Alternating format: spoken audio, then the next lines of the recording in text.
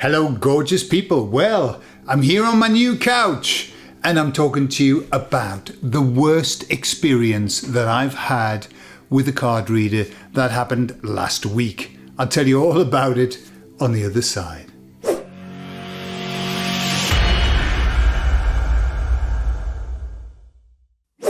So, we were recommended a card reader, a psychic, somebody who was really good. We were recommended by a good friend and she said, go and see that woman, she's great. Now, I've had some beautiful experiences with psychics, those who read the cards, etc. I've had some fantastic messages. In fact, the very first one that I had, she was just unbelievable. I've seen it twice. And she told me a series of things that came true across something like 10 years.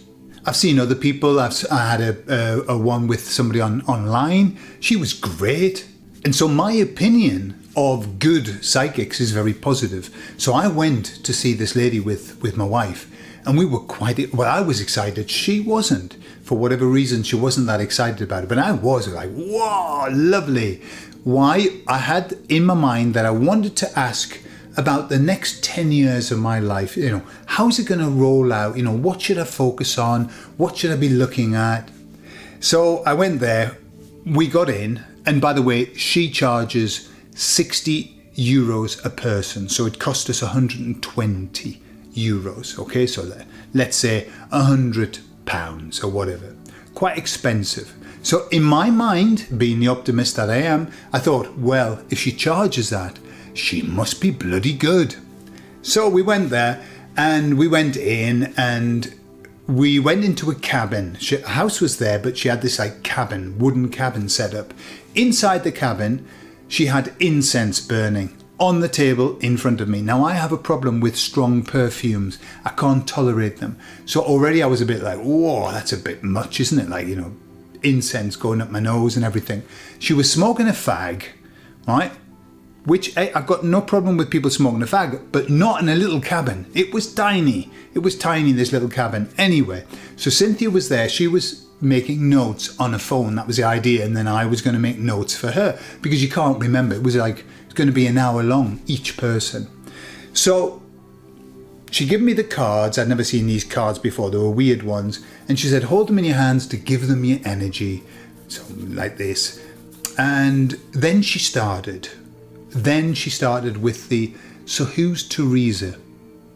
Teresa. Obviously she used the Spanish name. Who's Teresa? And we both looked at one another and said, don't know. Teresa Hidalgo.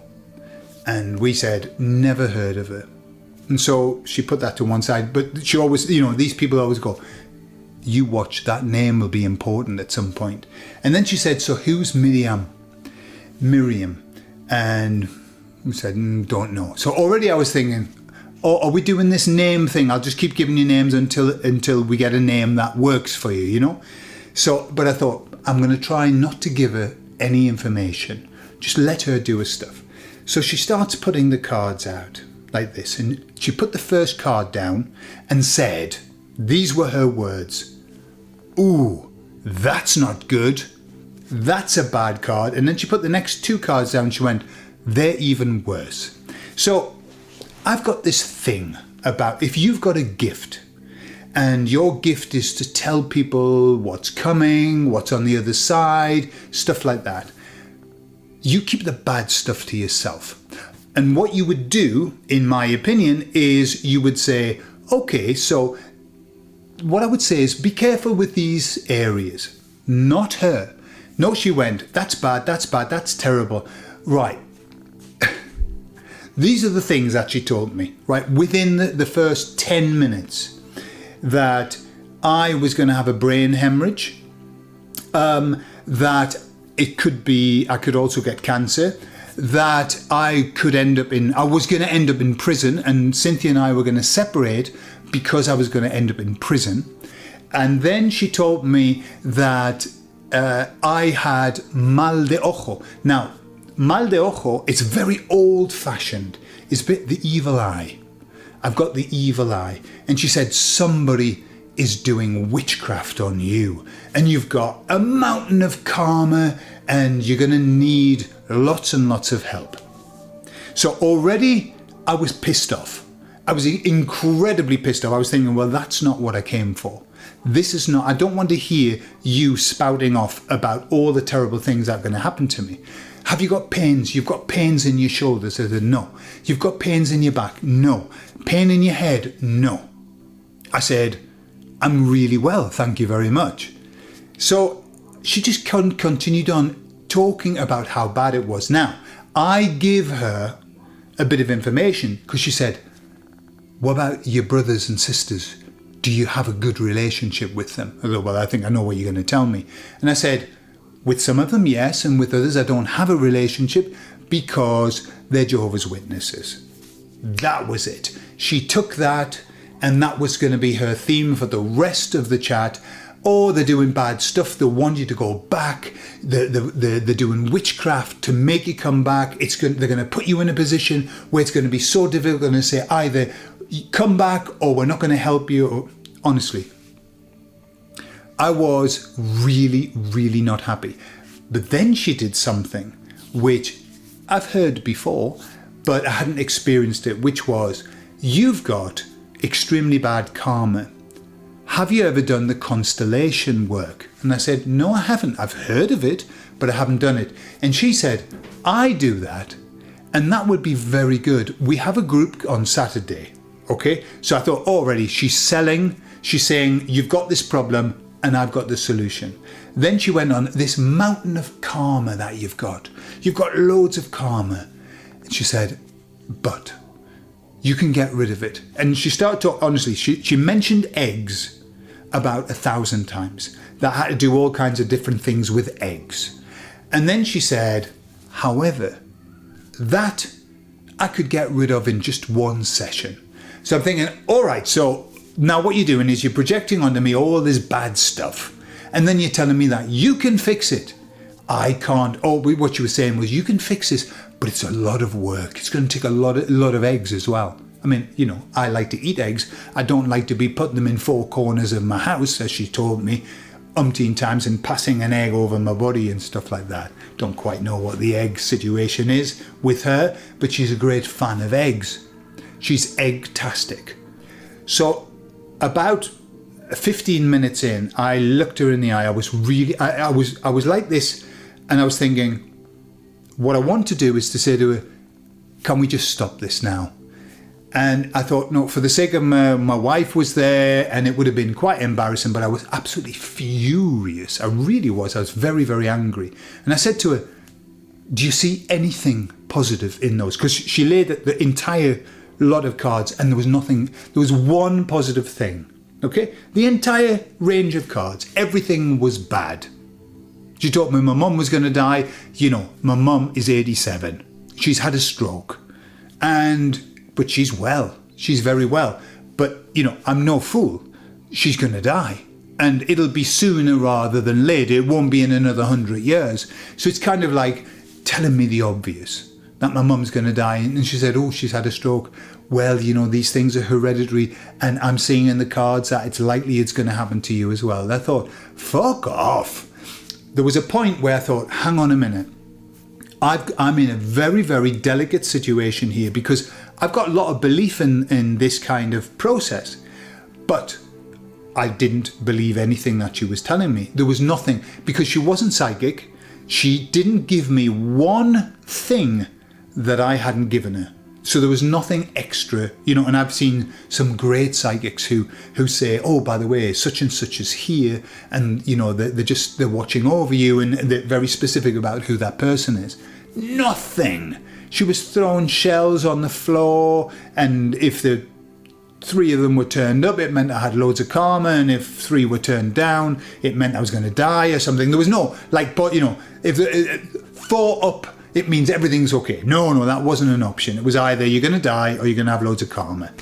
So, at one point I thought, I've got to protect myself. So I surrounded myself in my bubble of light, the one that I use, and I used to use a lot when I was working with people in therapy. I crossed my fingers as well, for whatever reason. I just thought, I'm going to cross my fingers, I'm going to surround myself in a bubble of light, and all I did on the inside was a mantra of, this is bullshit. this is bullshit. Because I thought, there's no way, you know, these people are very powerful.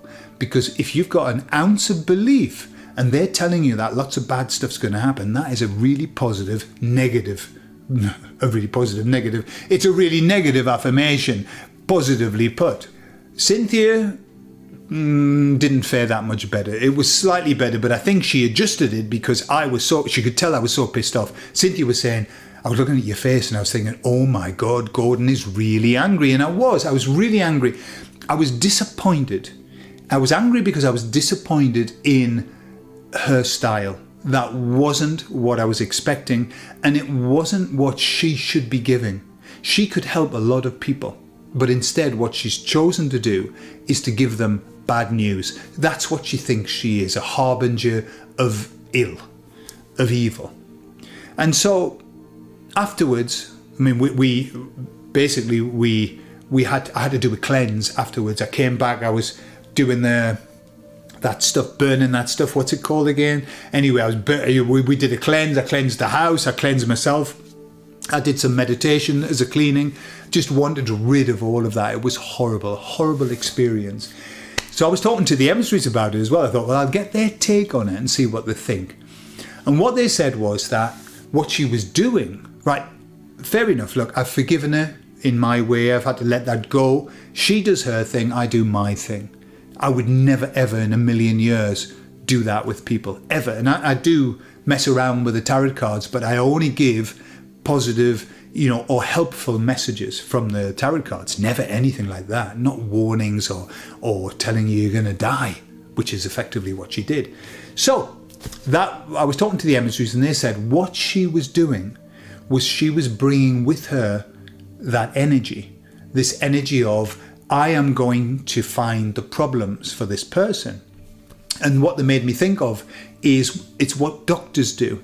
And this is why I haven't stepped into a doctor's surgery about myself for 30 years. Doctors are trained to look for problems, right? You go for a test. What are they testing for? They're not testing to see if you're wonderful. They're testing to see what problems they can find. That as an intention, and we know how the universe works, your intention brings with it certain energies.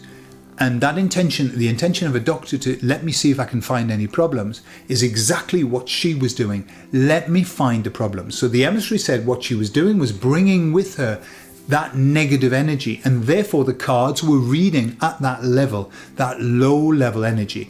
What they said was that low level energy thrives very much on fear and concern and worry and stress and all of that. And so that's what she was projecting. That's not where I am. Even if I were going to have a problem, I don't want to know about it. What, so I can worry about it for the rest of my life? No, I don't want to know about it. Hey, we're all going to die. No one gets out of this alive. Do we not? So the emissary said that's all that was happening. She's a bit old school, very old school, and a bit kind of coming from a dark place. That's all. And what they said is, when somebody is channeling high level messages, high level energy, they never, ever would give messages like that. That's not what high level energy does. And I've done so much work with people with the higher self. Never, ever have I ever had a negative message from the higher self. Ever.